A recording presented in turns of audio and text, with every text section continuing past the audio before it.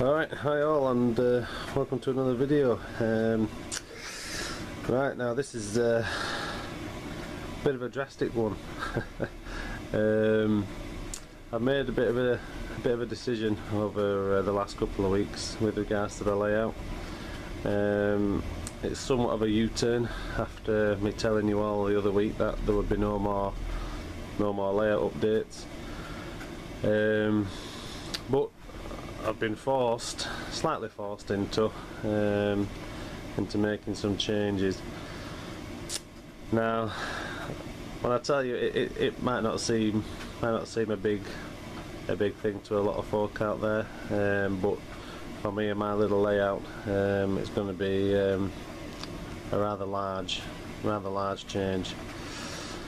I have decided that common barn, I'm going to make it into a loop.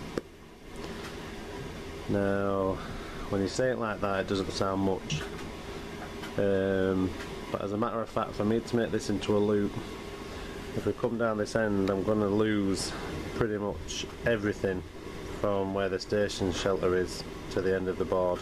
So this entire corner from about here all the way, you know, up and round to there is going to go and going to have to be changed. Now, as well as all that scenery and scenic work, I'm also going to be losing the two sets of points here.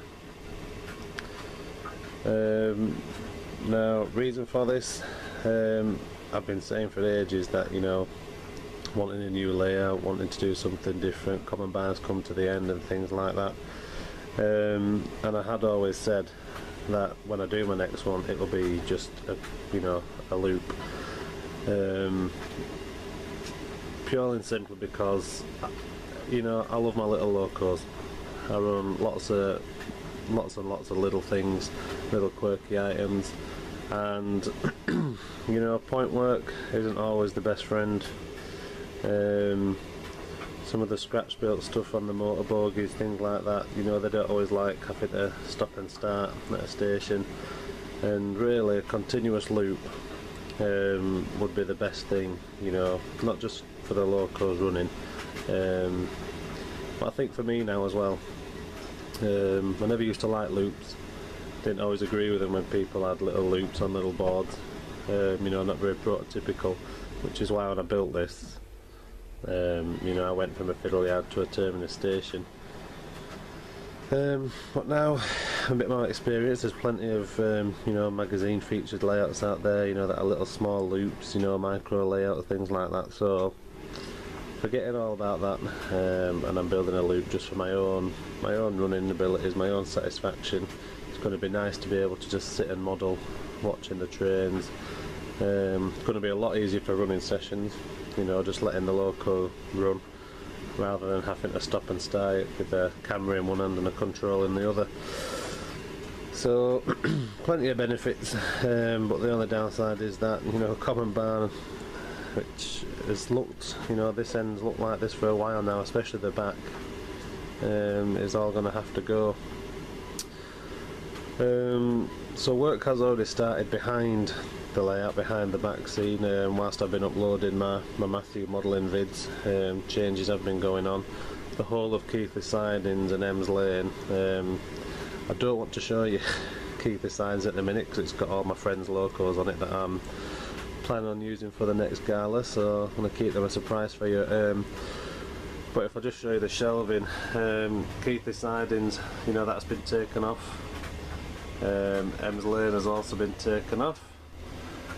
The shelves have been rearranged, so all my engaged stock there and cars at the bottom. The shelves have got new rolling stock on, and then on my new shelving units down here I've actually made 3 makeshift shelves within a shelf, you know, for older stock. And then everything off those shelves there is now behind the layout in storage. So there's a lot of magazines, you know, boxes, things like that behind there. The fiddle yard round there has come up. All the point work has come up, and there is now just one single track going all the way around the back of the back scene, and then down here, just squeeze down there, you can see the curved tracks ready. We're going to have to jigsaw cut that corner out of the back board, and then we can start destruction around here. So everything around the back is done and ready. You know, once I made the decision to do this, I cracked on down there, lifted all the layouts off, got all the stock put away, got my ladders out and got down there and did the track work ready, you know, ready for the loop. So everything behind there is done now and ready. It all runs, it's all been cleaned, it's all been laid right, so everything down there is done, and now we're just ready to start at the front. So there you go, that's the big layout update. So forget what I said the other week about no more updates. There's now going to be a massive updates. I am bracing myself a little bit, I'm very nervous, but you know, this is modelling, so yeah, it's going to be fun, and when it's finished, it's going to suit me and my locos a lot better. So initial plans are, I'll obviously start moving the larger items, so the station, things like that.